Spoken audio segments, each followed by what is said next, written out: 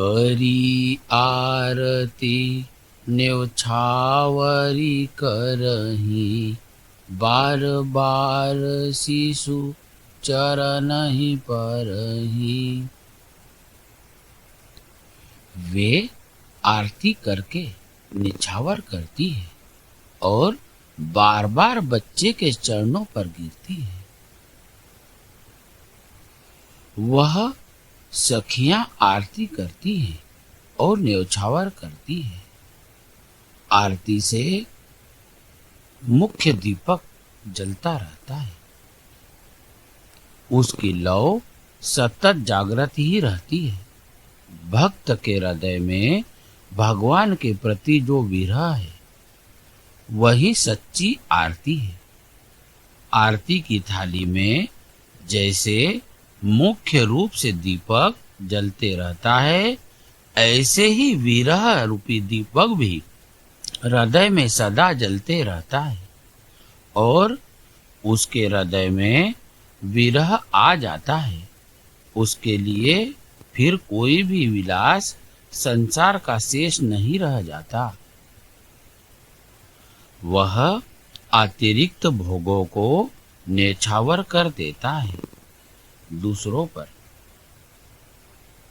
करी आरती नेछावर करही, यहाँ नेछावर त्याग का नाम है। वह संपूर्ण विषय भोगों को संसार पर न्योछावर कर देता है,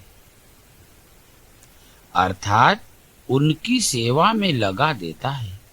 बार बार शिशु चरण ही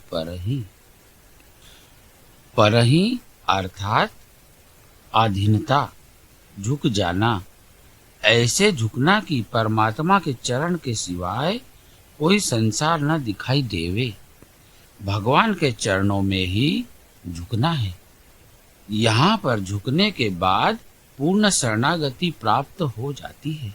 जीव को चरण दो होते हैं, लेकिन जिसके चरण होते हैं वह एक ही होता है। यहाँ जीव और ब्रह्म ये कहने के लिए दो है, ज्ञान दृष्टि में एक हो जाते हैं। चरण को एक ही माना जाए।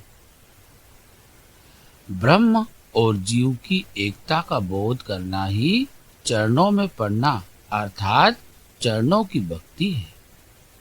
चरणों के दो पद हैं, ब्रह्म के भी दो पद हैं, जीव और ब्रह्म। उनकी एकता का बोध होना ही चरण में पड़ना है। बार बार शिशु चरण ही परही, बार बार दो बार शब्द इसलिए लगाया है, तुलसीदास जी यहाँ समझाना चाहते हैं। एक बार जीव के लिए, एक बार ब्रह्म के लिए। इन दोनों की एकता चिंतन के द्वारा, सत्संग के द्वारा कर ली जाए, जिसके बाद फिर कुछ शेष नहीं रह जाता।